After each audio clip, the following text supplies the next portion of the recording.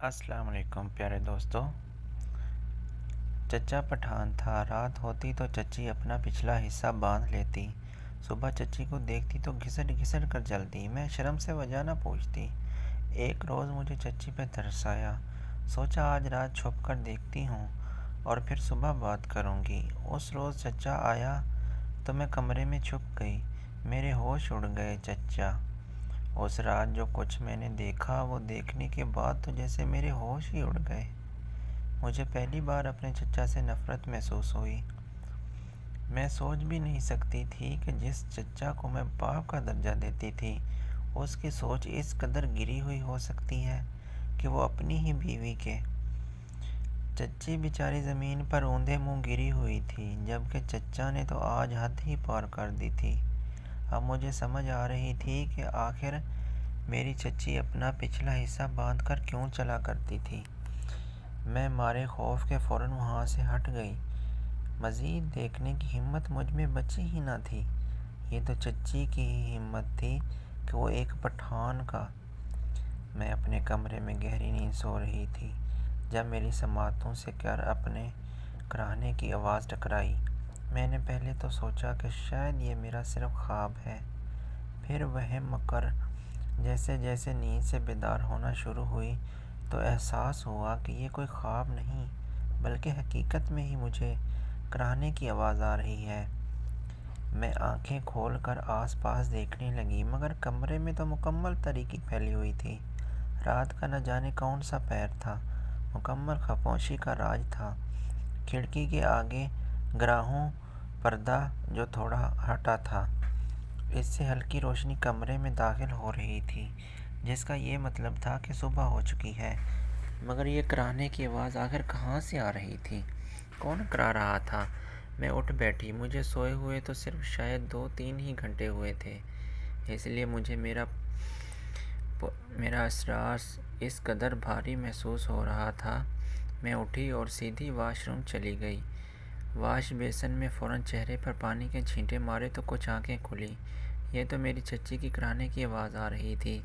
میرے دماغ میں بے ساختہ کل رات والا منظر گھومنے لگا۔ چچی کے ساتھ آخر کیا ہوا تھا؟ میری آنکھیں تو فوراً پوری کی پوری کھل چکی تھیں۔ ایسے لگتا تھا جیسے ایک سیکنڈ میں ہی میری ساری نیند آنکھوں سے اڑن چھو ہو چکی ہے۔ میں فوراً اپنے کمرے سے نکل کر باہر لانچ میں آئی تو ٹھک ٹھک کر رہ گئی۔ میری چچی کمرے کے دروازے کے پاس کھڑی تھی اور دروازے کے سہارے کھڑی کراہ رہی تھی۔ چچی کی حالت دیکھ کر مجھے تشویش سی ہونے لگی۔ میں چلتے ہوئے ان کو دیکھنے لگی۔ انہوں نے اپنے سر پہ ایک دوپٹہ باندھ رکھا تھا، گویا ان کے سر میں شدید درد اٹھ رہا ہو، مگر ان کے بال بکھرے ہوئے تھے۔ چہرے تو گویا برسوں کی تھکاوٹ نمودار تھی۔ وہ کپ کپاتے ہوئے دروازے کا سہارا لیے کھڑی تھی، مگر آج ایک بار پھر انہوں نے اپنے کمرے کے ساتھ ایک دوپٹہ باندھ رکھا تھا۔ مجھے دیکھ کر فوراً سیدھی ہو کر کھڑی ہو گئی اور اپنے چہرے پر آئی پریشانی کو چھپاتے ہوئے کہنے لگی کہ بیٹا تم اٹھ گئی، میں بس ناشتہ بنانے والی تھی۔ وہ دراصل چچا مجھ سے رات گئے تک باتیں کرتے رہے تو صبح پھر آنکھ نہیں کھلی۔ جبکہ میں حیرانگی سے ان کو دیکھ رہی تھی، ایسا لگتا تھا جیسے وہ صدیوں کی مریضہ ہوں۔ میں چچی کے قریب گئی، ان کے چہرے سے صاف ظاہر تھا کہ وہ جھوٹ بول رہی ہیں۔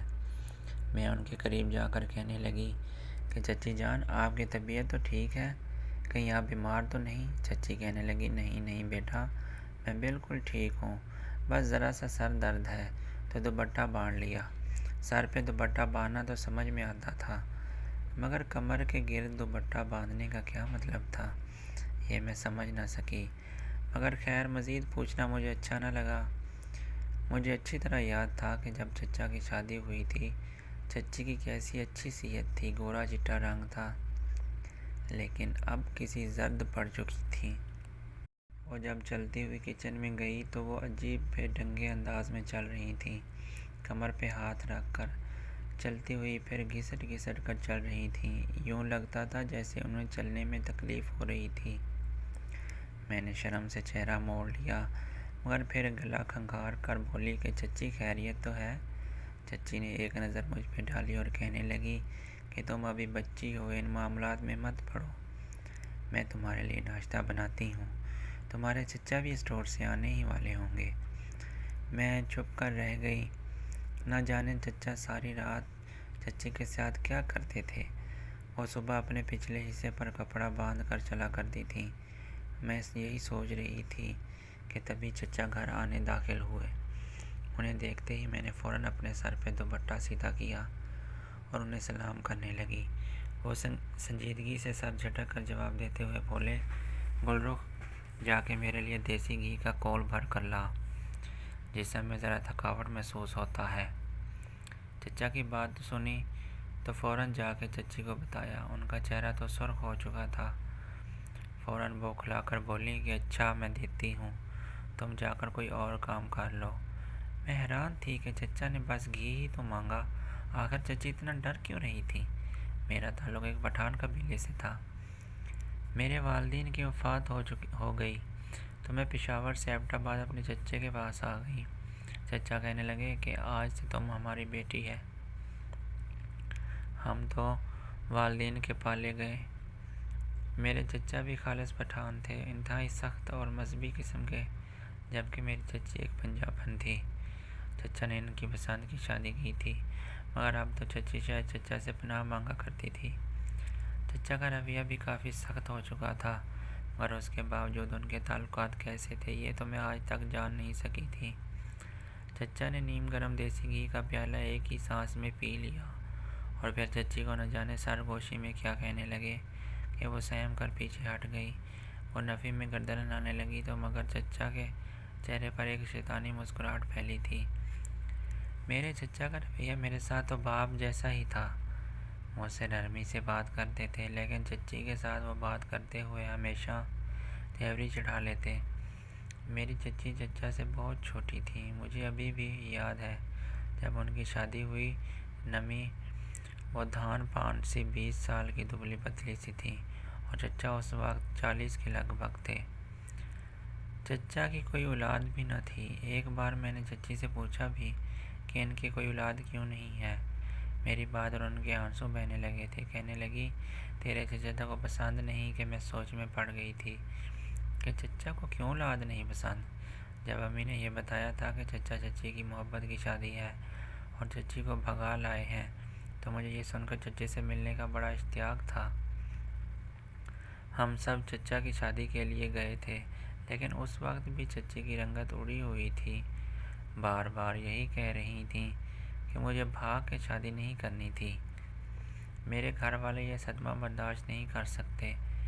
پھر میں نے باتوں باتوں میں یہ بھی سنا تھا کہ چچا بندوق دکھا کر انہیں اپنے ساتھ لائے ہیں۔ اس وقت ابا کی اور چچا کی بڑی بحث ہوئی تھی، لیکن چچا کے غصے کے سامنے سبھی چپ ہو گئے تھے۔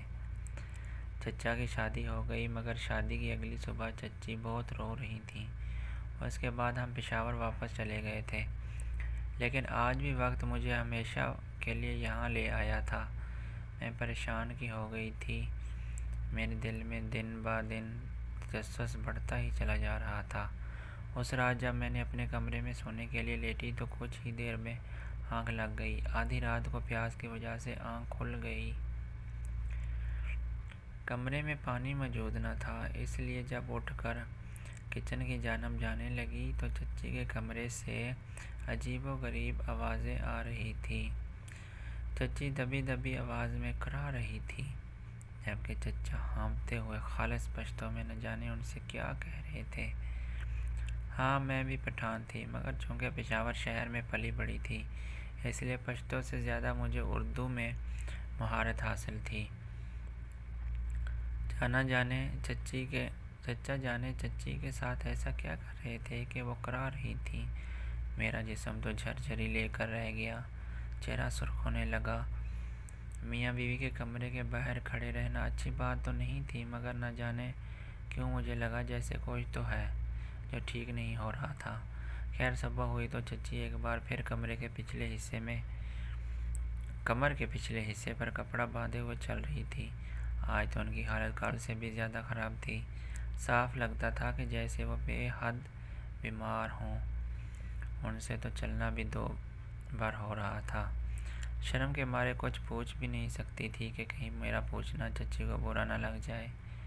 دل میں عجیب و غریب سے وسوسے آ رہے تھے، مگر چاہ کر بھی چچی سے دریافت نہیں کر سکتی تھی۔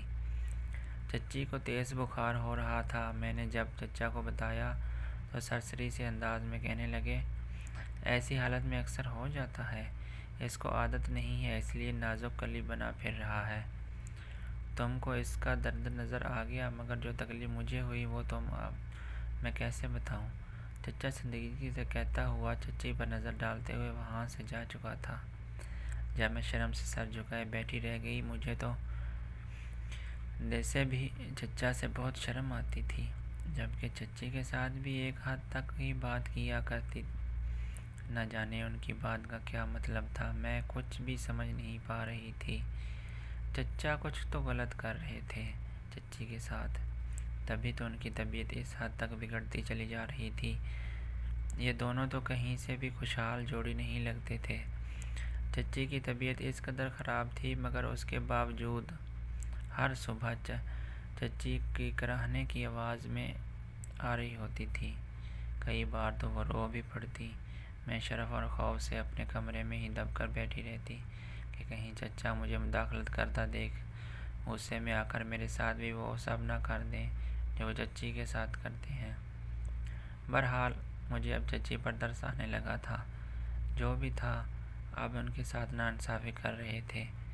وہ ان کی بیوی تھی، انہیں ان کا خیال رکھنا چاہیے تھا۔ یہی سوچتے ہوئے میں فکر مند سی ہو گئی۔ اگلے روز صبح کے وقت میرے کمرے کے دروازے پر دستک ہوئی تو میں بکھلا کر اٹھی۔ دروازے پر چچا کھڑے تھے۔ میری تو انہیں دیکھ کر رونگٹے کھڑے ہو گئے۔ وہ کہنے لگا، گل رخ، تمہاری چچی بیمار ہے، آج تم ہم کو ناشتہ بنا دے گا؟ اسٹور کے لیے دیر ہو رہا ہے۔ میں سمجھتے ہوئے بولی کہ چچی کو کیا ہوا ہے چچا جان؟ وہ نظریں چرا کر بولے، کچھ نہیں، بس پنجابن ہے، نہ تو پٹھان کا غصہ دیکھ کر ہی بے ہوش ہو جاتا ہے۔ چچا کیا بات کر رہے تھے؟ مجھے کچھ سمجھ ہی نہیں آ رہا تھا۔ عجیب پہلیوں میں الجھا کر رکھ دیا تھا مجھے۔ میں نے چچا کو ناشتہ دے کر روانہ کیا اور پھر فوراً چچی کے کمرے میں آ گئی۔ جو منظر مجھے دکھائی دیا وہ دیکھ کر میرے تو ہوش اڑ چکے تھے۔ چچی بستر کے ساتھ فرش پر گڑی پڑی تھی۔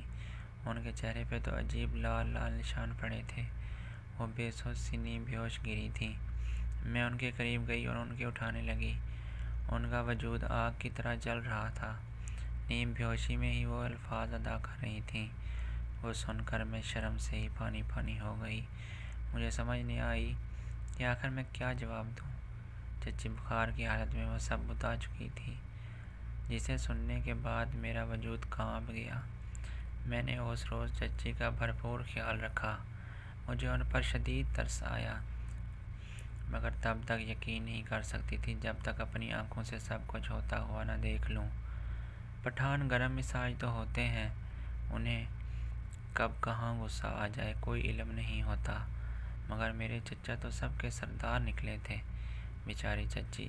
بہرحال اس رات جب چچا گھر آئے تو میں کھانا کھا کر جلدی سونے کا بہانہ کرتے ہوئے کمرے میں چلی آئی اور جا کے چچا کے کمرے میں الماری میں بیٹھ کر چھپ گئی۔ میں آج یہ پتہ لگانا چاہتی تھی کہ میرا شک ٹھیک ہے یا میں بلا وجہ ہی غلط سوچ رہی ہوں۔